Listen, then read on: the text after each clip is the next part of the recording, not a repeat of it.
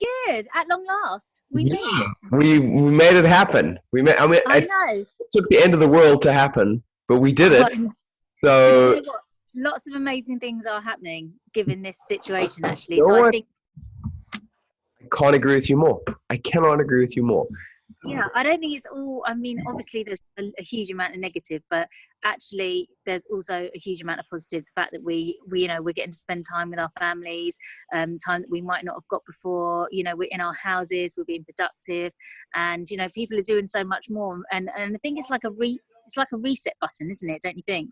Yeah, a forced reset, a hard reset. Reset. You know? Yeah, I mean, I'm currently sitting in the sunshine in my garden, and it feels lovely. So it's Yeah, good. it's I think it's opening up our eyes and forcing us into the situation where we have to do these things, where we have to get a little bit creative with our mind and our energy and our time. Uh, Absolutely. and it's good to see. I hope it introduces people. I guess I wonder what is going to be the lasting effect, you know? I mean, I'm Mm. sure you more than most people know that habits take a while to form, right? And Yes. Yeah. that's something I'm really looking forward to talking to you about.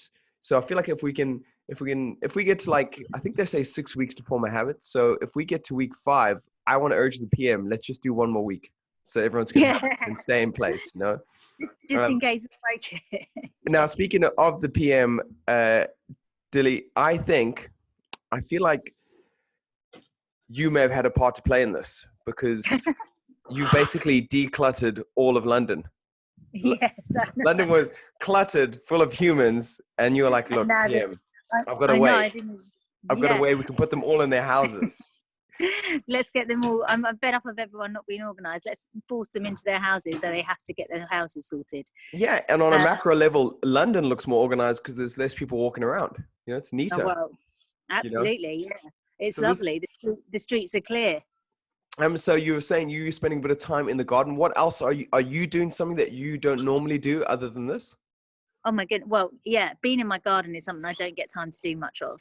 I've just, we're having behind me, as you can see in here, is my mum's granny annex, which is Oh, um, at the what a, beginning stages of being built.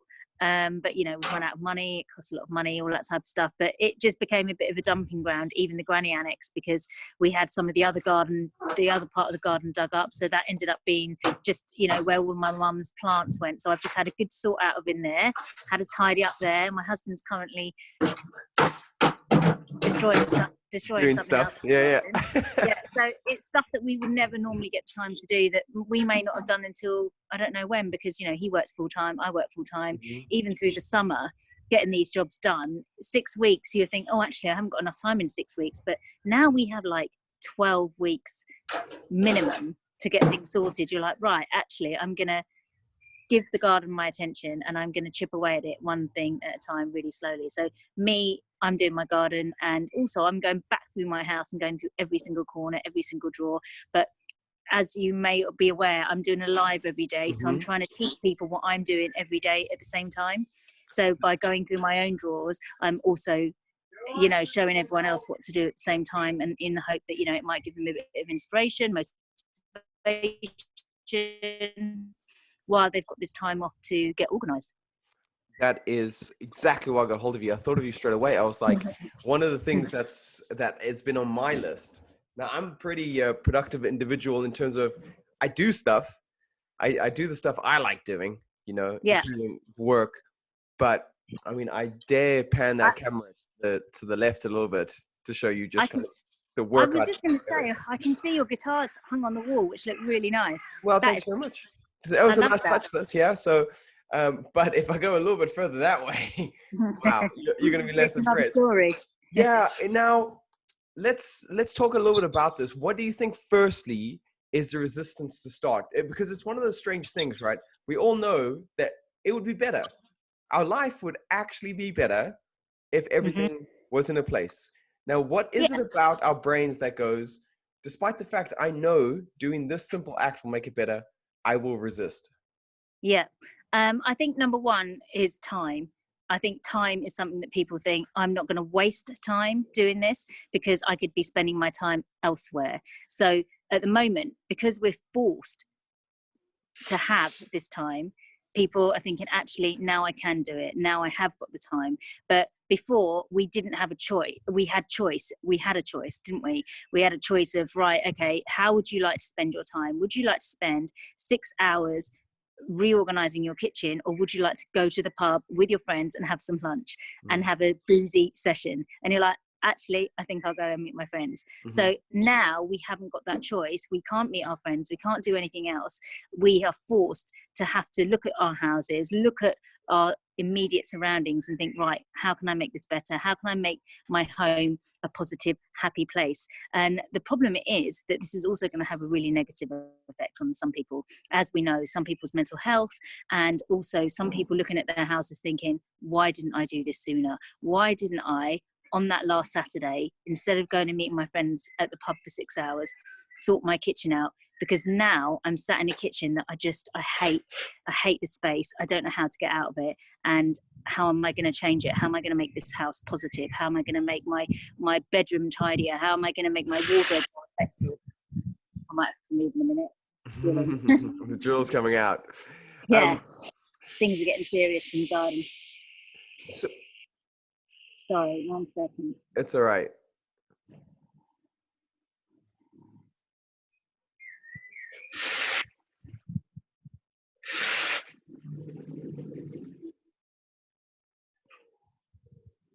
Shall I move, Charlie? Oh, is that me telling me to stop doing that? No. I'm just saying, shall I go upstairs? Oh, okay. Sorry.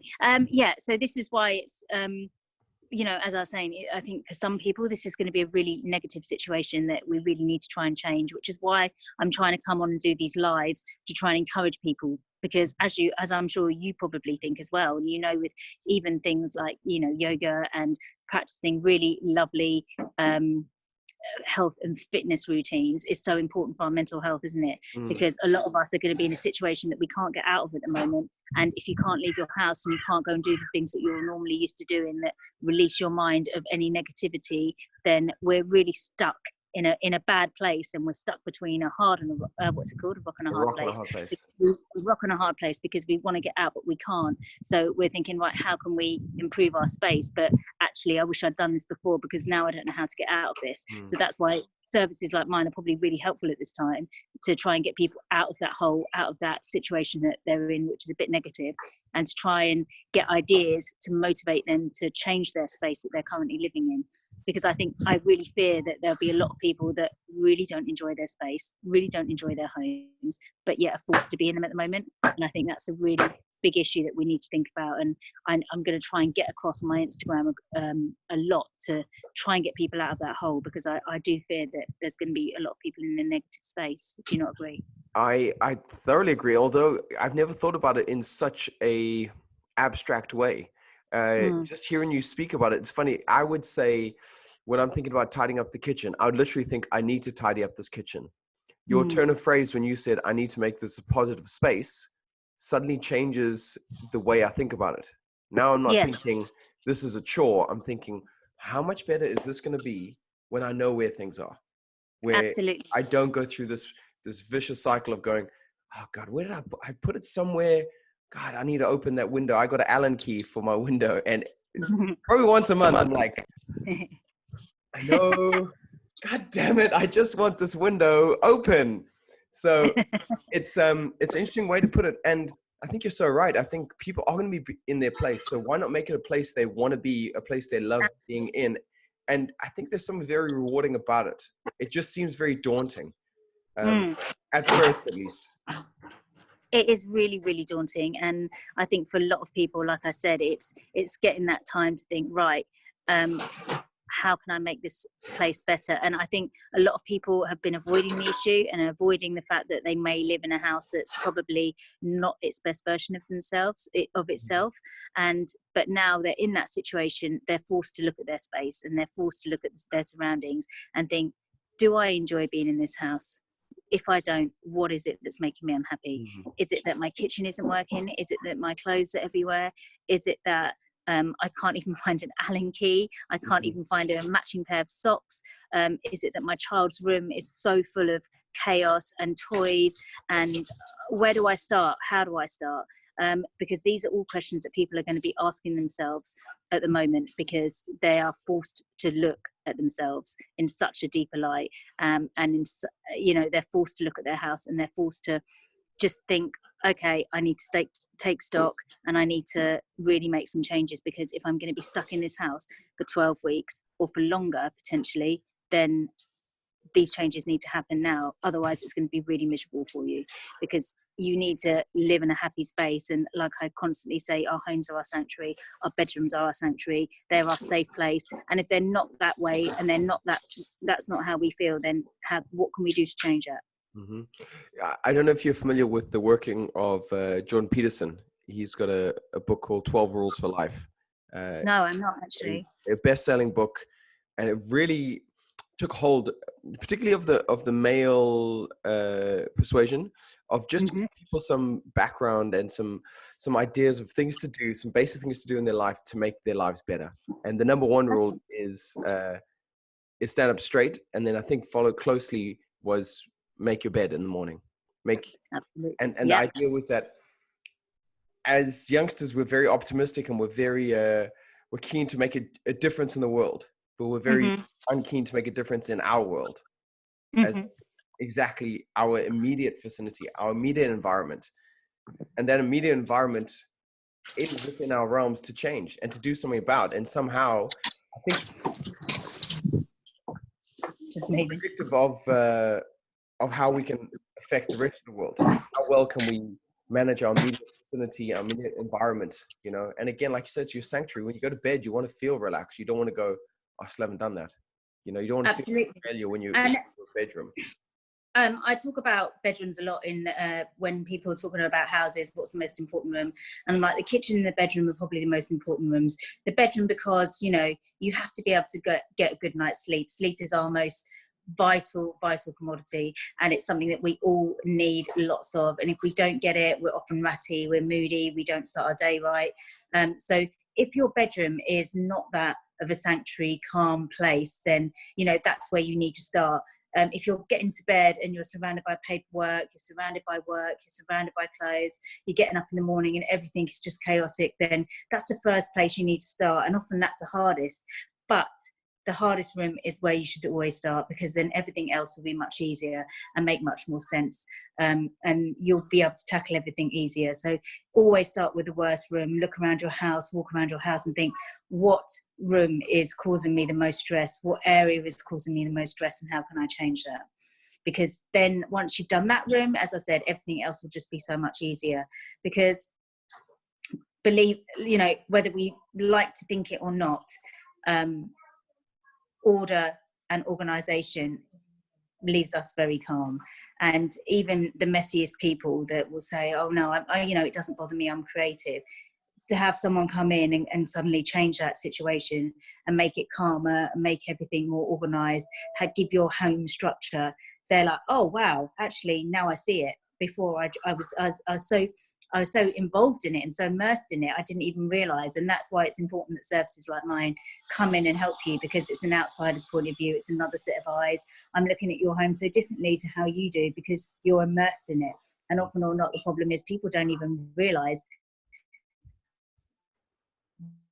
what they're living within. They don't realise the chaos they're amongst, because they're in it and they haven't got time to see it. But now, like I said, more than ever, we're going to see everything. We're going to see every single detail. And unfortunately, for a lot of people, this is going to be a huge negative. But for others, it's also going to be a positive. So what my job is to do over the next 12 weeks, however long, is to try and say, look, I'm in this with you. I'm in my house as well, but let's try and make positive situation out of each day. Let's try and tackle a different area. Let's try and make your home the best version of itself as we can, while you can. Now, yeah, this sounds excellent. And I saw your live stuff, which I think is so good that we're kind of going back to this almost bartering like system where people are exchanging skills and which is lovely. People are so nice.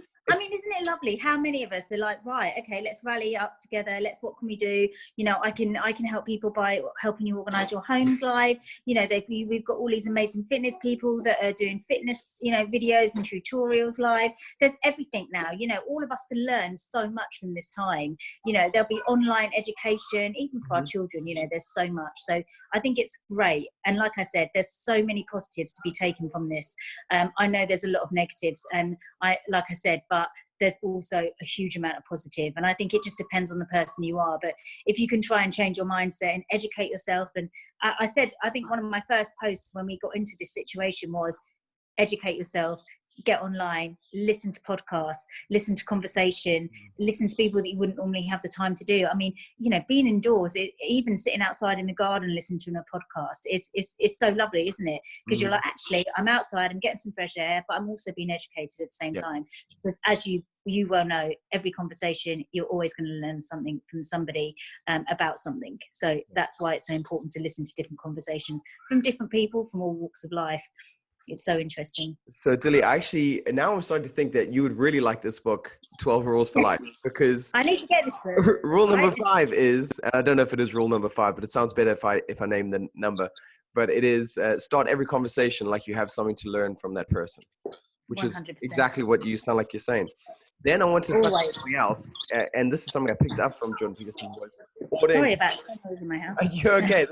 This is the world we live in now, right? I've got I know. Here next door starting to hoover. It's like 2:00. That's the perfect time to start hoovering, you know. But this idea of order and chaos and being creative is seen as chaotic, and being ordered is seen as being quite straight-laced. And what you're saying is that the two need to work together, which is what I definitely espouse all the time. The fact that order and chaos have this pivotal role to play in balancing each other out. One is no good with the other, and vice versa. And being creative, certainly life is much better. A great example is this, what we're doing right now. We do this podcast. I've got to edit this podcast. The creative part comes in, being able to talk to you, being able to reach out, just letting ideas flow. The then structural side comes to editing, putting it through software, making sure I know where the files are. If I don't know where the files are, it becomes chaotic for me to try find things, and I lose things, and my creativity is then negatively influenced by the fact that I wasn't structured enough. And I think that's what you're saying about the home in itself. Even if you are creative, have the space where you can work from, where you have your tools at hand. It's very important, especially now as well.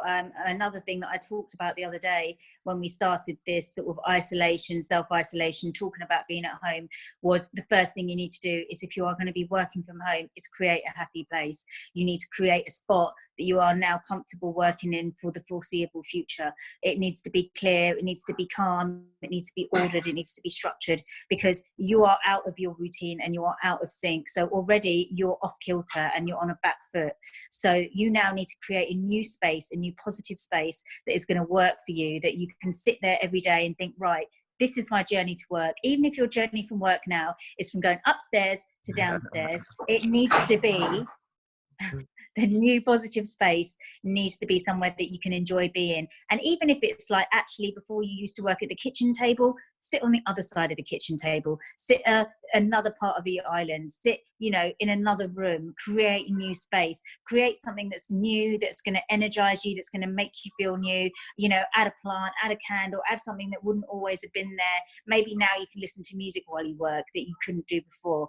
Make it really positive. And that's so important, because now everyone's routine has changed. Everyone is in a different headspace. Everyone is in a different place. So life as we know it is not anymore. So we have to create a new version of everything. It's like people say, which is quite morbid, but after a death, you never learn to live the same way, but you learn to live in a different way.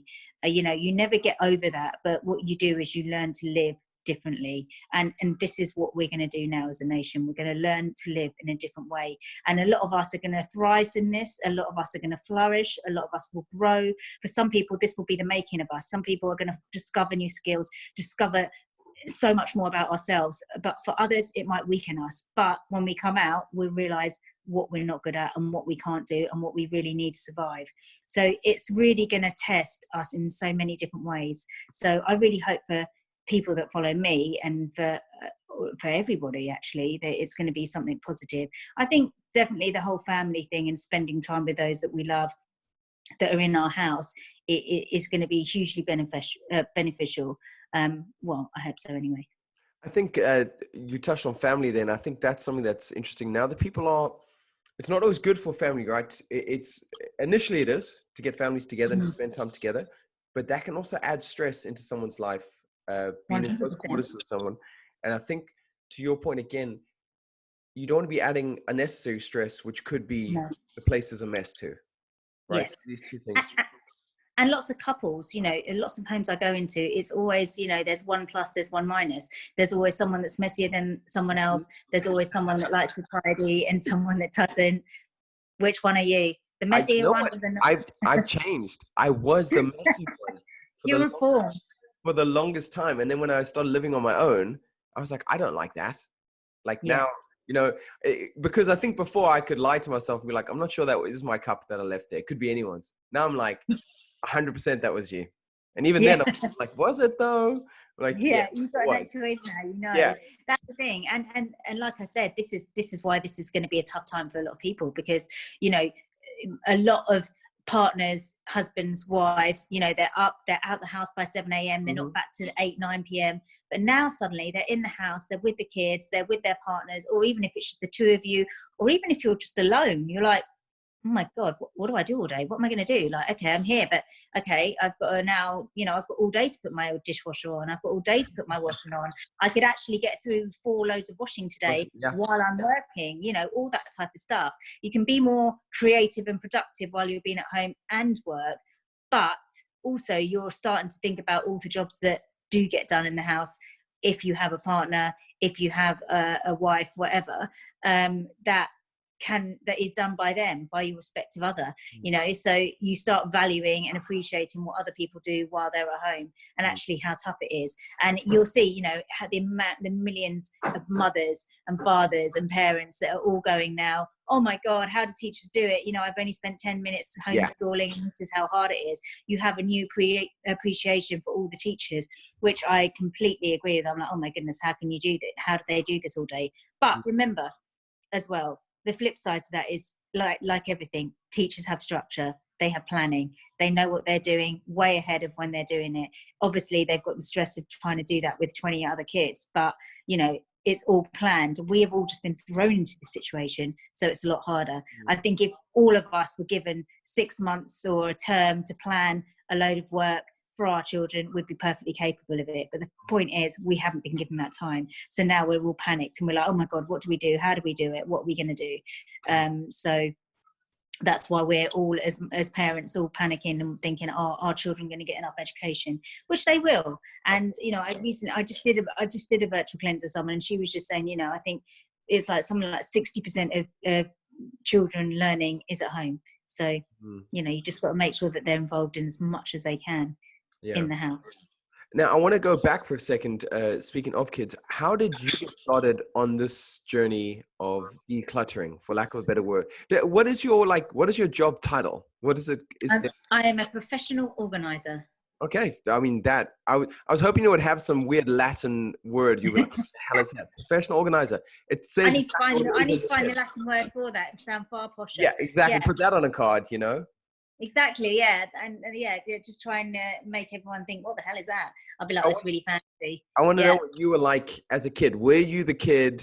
Because I found there was a big male-female divide in my primary school of girls and guys in terms of covering books, for instance, was the big divider, Girls covered their books, laminated. There'll be a picture in there. The edges are so good. And mine would just be a mess. That's so funny you say that. I mean, that is such a thing we used to do, didn't it? We must be similar ages, because that's something you used to do, isn't it, when you were at school? It was a big day. And it was a massive day, and it was such a treat when you could do that, wasn't it? Like, oh my God, what am I going to use? What type of fabric am I going to use? I mean, people used to use fabrics and all sorts. Yeah, of course. To cover their books. If you're super fancy. Double textures on the front. I'm like, wow, come on, like threads coming off. You're like, whoa, and that can be a tab to open the book up. I was like, oh, God. Oh my goodness. It's just, I mean, the levels that you could go to covering your book for school. I mean, I was always, as I said, as you know or don't know, but I was born into an orphanage when I was 7 weeks old, and by the time I left the orphanage, I was 3.5 years old. So I ended up being the oldest child there, and apparently the nun who I still speak to now says that I was always looking after the younger children. So from a very young age, I always wanted to look after people, and that was always in me. Now, maybe just because I was always surrounded by younger children, or I don't know, but I was always the oldest. So when my mum and dad adopted me and took me back to Sri Lanka, back to England, they, you know, all through school, I was always the person that wanted to help and tidy. And then as I got older and my mum and dad went to work, my neighbours, I used to hang out at their house a lot. And I remember they looked after me a lot, and they fed me and watered me and all sorts, you know, taught me so much. And a lot of the time, my way of saying thank you to them for taking me in was helping them by tidying, cleaning, organising, doing whatever I could, because I always wanted to be busy. So from a really young age, I've just always liked to help. And it sounds really cheesy, but I've just always been that person. I'll always be the neighbour. You can knock on the door, I'll come out, I'll help you, do whatever I can. You know, if there's something going on, I will do it. I want to be a part of it. So it's always been instilled in me to just want to help. And then obviously as I've got older and I've been able to curate that more and actually realise and learn about space, I've always been interested in houses and everything around me. So I'm very aware of my surroundings. And even as a child, I used to, you know, move my bedroom around every other week, paint it. If my mum would come home and I'd painted the walls red or something crazy, you know, so I'd always be changing something around, even if it was the mirror from one side of the room to the other, or the hi-fi system, you know, from one table to another, or something like that. I was constantly changing my room around. So it's always been in me. And then when I left school, I worked as a PA for 3 sales directors, and so that was in organising. And part-time I worked in a clothes shop, so then that's how I learned how to fold, and how my love of clothes and designer clothes came from a really young age as well. So everything that I've done leading up to now has helped me. So it's really funny, because I think, God, isn't it all these little things that back then I would never have thought would have any impact have now had a huge impact, because actually that life experience that I've had and all the little things that I've done that meant nothing at the time now have a huge impact in the fact that I can fold really well. I absolutely, you know, can tell you how to organise your house from inside out, from your wardrobe to your loft to your garage. And I'm very, very aware of the space and how best to use it. I mean, that is so cool. I love to hear about someone who very much has been in training their whole life without knowing. Exactly, you know, and it's like I think it was a footballer. I can't remember if it was someone like Lionel Messi or someone like that. And someone had written an article saying, well, he was an overnight star. I can't remember if it was Messi or someone else like that. And he was like an overnight star that's been training since they were 4 years old, that's been playing football, that's been, you know, playing with different teams, that's been this, you know, that's been surrounded by this. And I think it's so true. So many people go, oh my goodness, you know, yeah, you've suddenly catapulted into the limelight. I'm like, actually, no, I haven't, because I've been doing this all my life. Every job that I've had has been in organisation somehow or another. So I've just been slowly building the blocks. It's only now that, you know, I'm starting to get recognised for being on Instagram or whatever, you know, that my business is still so small, but it's, you know, I'm slowly getting more and more recognition for what I'm doing. So, but it hasn't been an overnight success by any means, and I'm not even an overnight success yet, but it's just slowly, you know. It's like anything, it's hard work. You're constantly trying. And even in this period, while I'm not working in people's houses, you think, oh, well, how have you got any content? So it's constantly trying to think, right, what can I do? How can I keep people entertained? How can I keep people watching? How can I make sure that actually when we're out of this period, because there'll be some people, and a lot of mothers have said this to me, well, I've got 3 kids, I've got 4 kids, I've got children running around. I'd love to declutter, but I haven't got the time. Even though we've got all this time, I've got children around me, so I physically can't, because I'm looking after the kids. So they'll be my clients. After this period is out, they'll be the people that go, I need my house sorted out. We've been in this house for how many months, and I just can't see the wood for the trees because I'm knackered, I'm tired, I need to get myself out of this situation. So that's when I can come in and make everything better again. Yeah, it's I totally agree with you with the overnight success thing. It happens all the time. If you watch the rise of someone, you'll see them bubbling under for a long time. And 100%. I wonder how much this is a great time for people at home to do that thing. My thing is that you can be an overnight success in the terms that someone can finally give you that step up you needed. You know, you get that, Yes. that spot on a talk show, you do that celebrity's house, whatever the case is. A friend of mine end up being a celebrity trainer just like that. But Yes. what you have to realize is when that opportunity comes, because that's all it is. Overnight success is that opportunity. When it comes, you need to be ready. You need to have Yes. your stuff together. You need to have Yes. skill, mastered your art. So when you get an Absolutely. opportunity, you go, no problem, let's do this. And then you blow the Mm-hmm. socks off that. But that's what people don't see. Absolutely. They think you just get lucky by meeting the right person. Yeah. And also a lot of people say, oh, you've worked for some influencers, that's why your Instagram has grown. And I think, God, not compared to some people that have worked for loads. And I think it's all very well when people say, oh, you've worked for an influencer, or you've worked for celebrity, that's why your account has grown. But you're still the one that's going in there and doing these houses. You're still the one that's putting in the effort, and people won't like you or share you or talk about you if you're not good. So you have to put the effort in to get that recognition. So it's not just about working for a celebrity and suddenly being noticed. It's that, like you said, we have to put in the hours before to even get that recognition in the first place. For even someone to go, I'm going to want you on my chat show, I'm going to want you to come and work in my house. It has to be because they've seen what you've been doing. They've looked at your work. They've looked at your profile. They looked at your CV and they thought, actually, I think she's great. Let's take her on. I can't agree with you more. I always feel like life has this way of giving you opportunities, but there's always a gap between the opportunity and where you are, and what you bridge that gap with is your hard work and Absolutely. time you put in. Could you tell us just in a broad kind of way, how does it look? So I say, Dilly, I want you to come over and help me declutter. Do I say, I want you to declutter a room? Is it the whole house? How does it work? Or like, what is the process? So basically, like I said, you have to think about what room is causing you the most grief. What is the most stressful part of your house?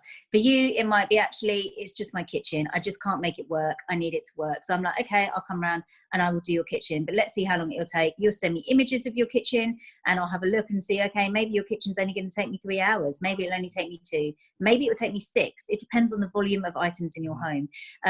Most kitchens I can do within 4 to 6 hours. Some only take me 2. Some wardrobes I can do in 2 to 4 hours. Some, it might take me 6 days. It depends on how many clothes you've got, the volume of items that you've got in your house. And that is down to every single house. As I said, it just depends on what is the most important place to you. So many people, I do the entire house. I'll go back every day and do a different room. So I'll spend a week there, 2 weeks there. Other people, it's just like, actually, the room that's causing me the most stress is the kitchen. And generally, it's kitchens and it's bedrooms, because kitchens and bedrooms are the most important rooms in our house. Other people, garages, lofts, anything. It really depends on the area that you feel is causing you the most stress. That's the area that I can come in and tackle. The area that you think, I've tried this 10 times and it's not getting any better. I need to get someone professional that's going to come in, look at it with a different set of eyes and go, that's where you're going wrong.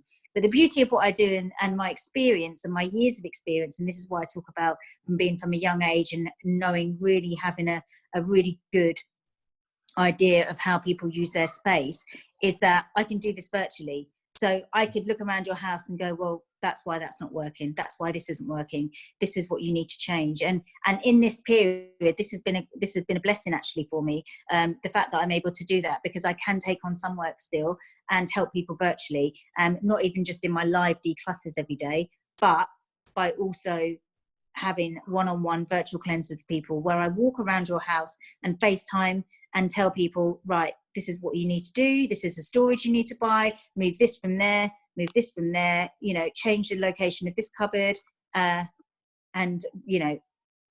like that. So I can do that really well and really quickly. Within seconds, I can look at a room and go, well, instantly I can tell you why that's not working and what you need to do. And have you thought about this? Because sometimes what happens is, well, often or not, what happens is, when you're in your house, as I say, immersed in it so much, you can't see the wood for the trees. So someone else just suddenly having a quick scan over your house can go, right, this is what you need to do. It's like any service, any interior home service. The builder will come in and go, well, you could do that, you could knock that wall out. An interior designer will go, well, why don't you add a splash of pink here or some colour there? So it's just another set of eyes, but another educated professional set of eyes that's experienced. And I think now we're paying so much attention to our houses and we're spending much more time in our houses. People are paying more attention to services like mine, which is great, and realizing actually there is help out there. Would you then, I guess it's further than you just decluttering their place. You try give them a system, it sounds like, to follow Absolutely. them. Oh God, it's so much more than decluttering. Mm. It's about creating structure and creating processes and giving people systems that they can then follow. Because I think that's the problem. Most people don't have a system in place. They don't have a place for everything. They don't have an organizational structure.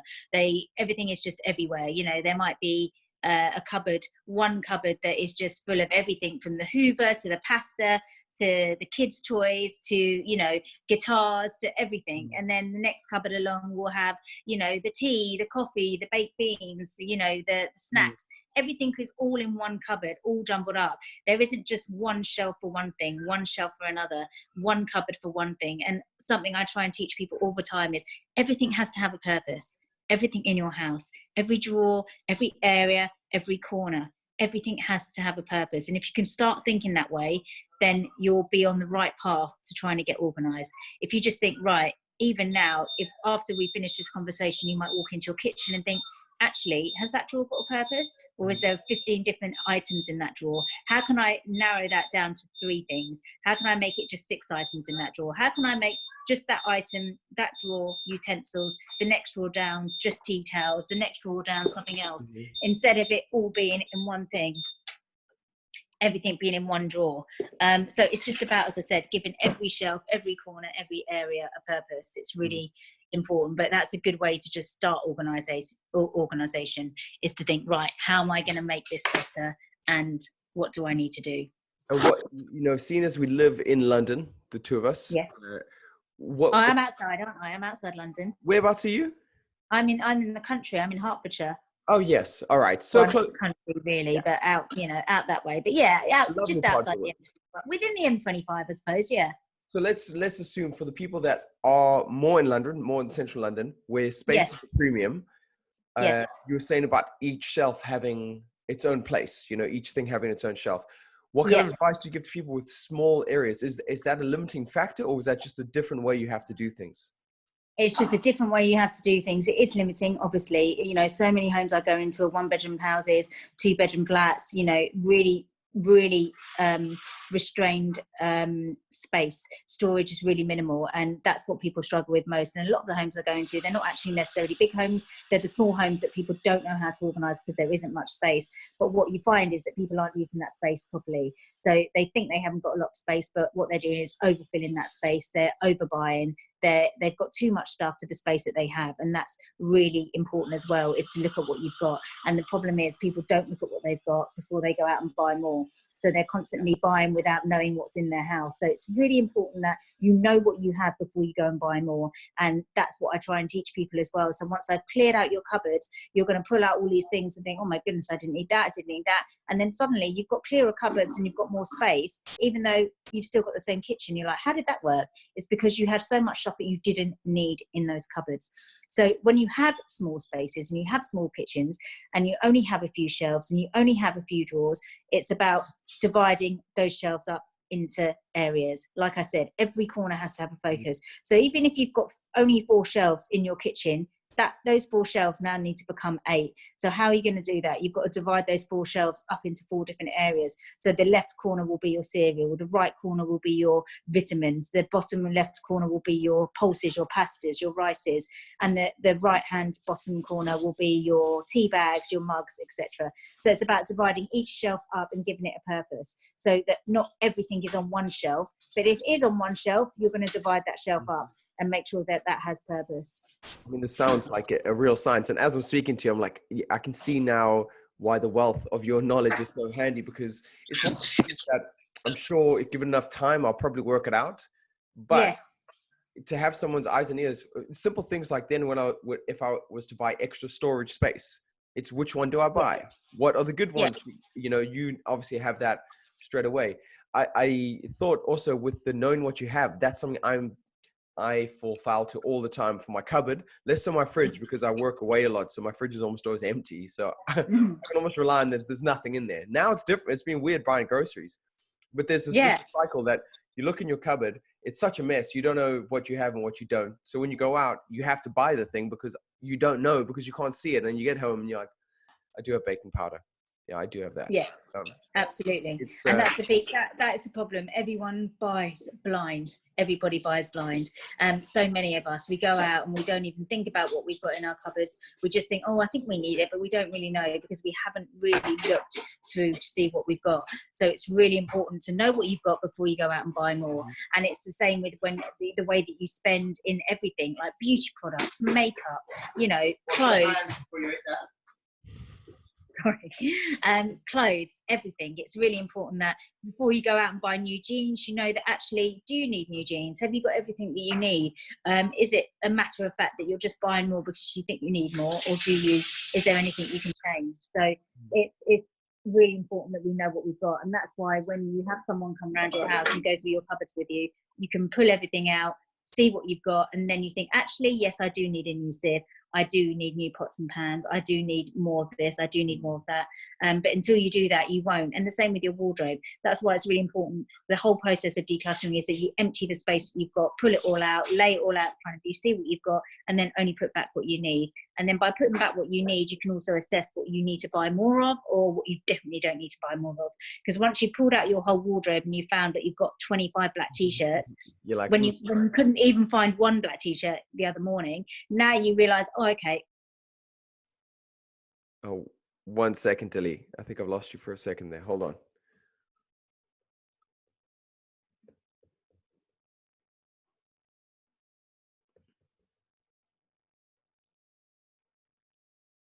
Oh, no. 1 second. Hold tight with me here, Tilly.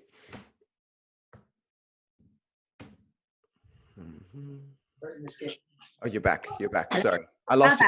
We're back. Yeah, you said about taking everything out your cupboard. The weird thing about shopping for clothes is that the same way in which people dress mannequins to make us buy the thing that the mannequin is wearing because we feel more secure that someone else has that thing, we tend to do a similar thing. I think when we buy things is that we tend towards things we already have in our wardrobe without even knowing. We have a bias to buy the same thing because we feel that worked before.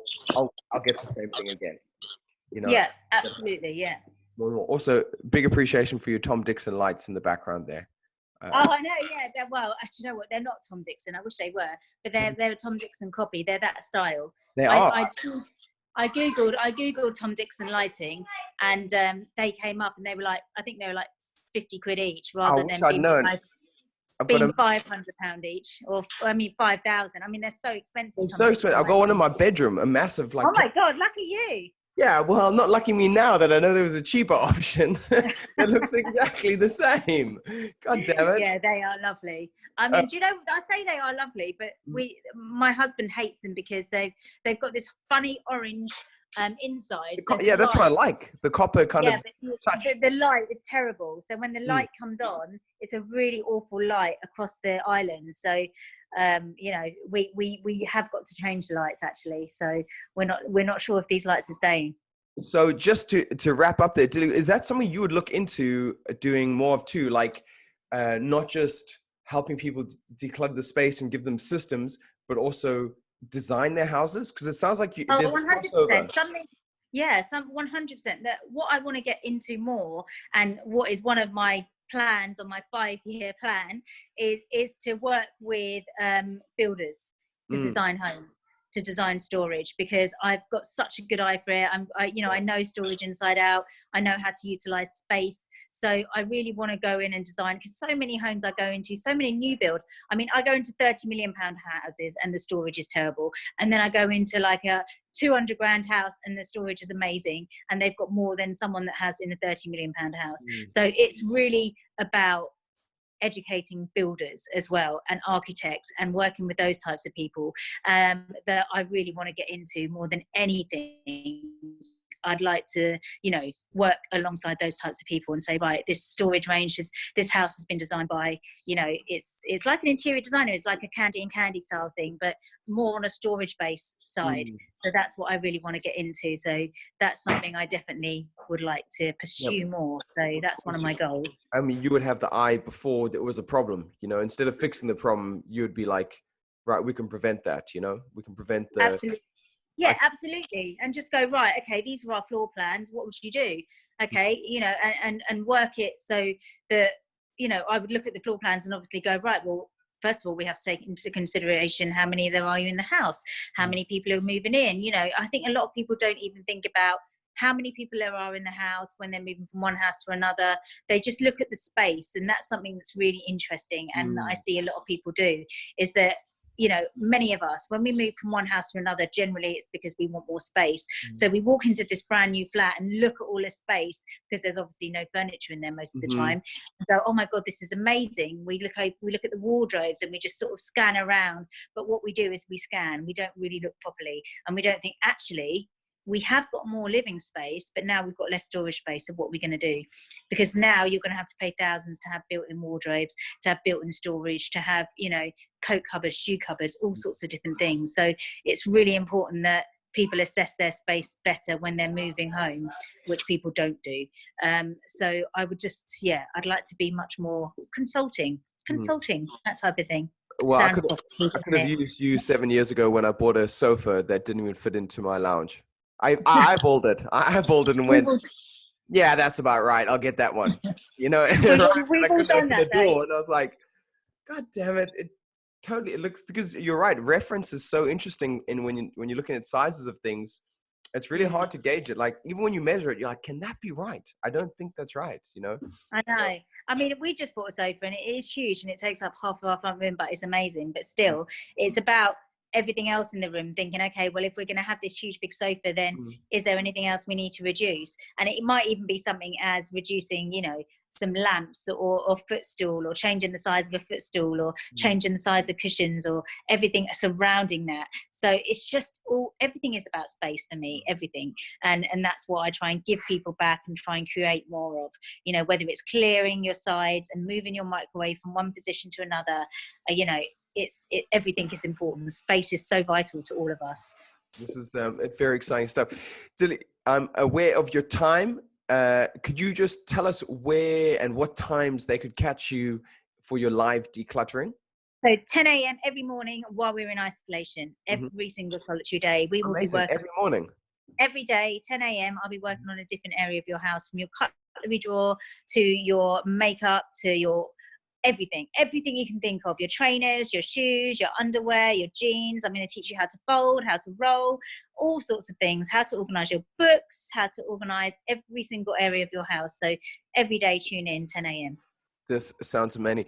Dilly, thank you so much. This has been so enlightening and something I've been looking forward to so much. It's something, like I said, I know, and I'm sure everyone else needs to know how to do. And when we say, even some creatives are like, I like the mess, I disagree, because even today I looked at you were doing a makeup like cleanup, and it was a dresser before and after. And it's a weird reaction in your body. Yeah, you're like, oof, that feels good. That feels better, doesn't it? Yeah, it does feel so. Actually, that is better, and it is. Like I say with everything I do, if I can encourage or not just motivate one person to do one thing, then I feel like my job is done. So I'm really pleased that anyone gets anything from that, anything. And befores and afters are so powerful, aren't they? I'm even doing befores and afters in my garden while I'm doing it, just because people love a before and after. And I actually, a before and after is really powerful for yourself to do as well. So if you are thinking, right, I'm going to go and change my kitchen, or I'm going to go and make sure that my glasses and my mugs aren't mixed together, and I'm going to see how I can make that work and just make my cupboards, just one cupboard's all glass and one cupboard's mug. Take a picture of it before, how it looks, and then it will motivate you to do the after, because you want to have a really good after picture. So that's a really good tip, is to always take a before, because it will motivate you for the best after. I think that's really good. And maybe tag you in it. Tag me 100%, always. Because that is, I'm the same. Like, once I'm about to do a job, I'm like, we're going to do this well. We're not going to let this down. And then I think you see how far you come, other than just seeing like, oh, it looks better. You do, and you forget so easily. And that's why I constantly, and what I do is so visual, and that's why when I go into someone's house, I literally have to take a picture really quickly, because I want to get stuck in so fast and get it done, and all I see is the visual afterwards already in my head. When I walk into your house, I can see the after within seconds as to how. So I'm like, right, we need to get this done. So the after is really, really important. So, but the before is amazing, because actually you'll very quickly get used to the after. Exactly That's what I was thinking. And you'll be like, you oh, get used to the after. You're like, how did I ever live like that? No, that wasn't my house. Yeah, that was your house half an hour ago, but now it's not. So that's amazing. what. Yeah. And last thing I should have said, and to get hold of you, what's the best way to people get hold of you once all this craziness ends and they want you to come in, which no doubt they will? My Instagram is fine, or my website, declutterdollies.com. So yeah, anyway, you'll find me. I'm out there all the time, giving you as much content as I can, trying to help you. So thank you for following me, everybody. And thank you for getting in touch with me and for doing the podcast. It's been such a nice little afternoon conversation. Yeah, likewise, Dilly. And it's something that I think is close to so many people's hearts, and it's a great time for it. So well done for you. And isn't it crazy how we got in touch? Yeah, well, James Cox, I think it was. Yeah. James Cox was like, you've got to talk to this. Local, we're all local, yeah. So yeah. And let me tell you, James Cox is actually my canary for movies too. If he tells me a movie's good, we trust each other's recommendations so strongly, I won't even check. I'll just be like, he's a stuntman, right? Isn't he? Yeah, he is indeed. Yeah. Yeah, that's right. Yeah. And I mean, I don't know. I presume they're all working or not working as well, because my husband's in the film industry, isn't he? So they've all been laid off now. So yeah. Tough times out there. So tough times out there. Exactly. But we're gonna make the most of it, aren't we? We're gonna declutter the hell out of our houses, do loads of yoga, get super ripped for summer, and have a clean house. There's worse things. And practice lots of yoga. Exactly. There's definitely worse things. We're all going to be zen, hench, and decluttered. I can't wait for it.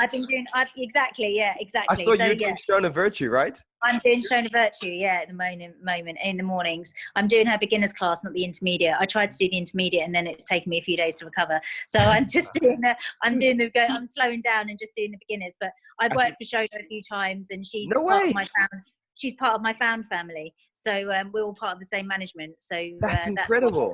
I try and support Shona and do her exercises, and not only that she's absolutely amazing. I mean, her body's insane, and she is the epitome of what you want to be looking like if you're a woman. Pretty real, and you do yoga. She's a great.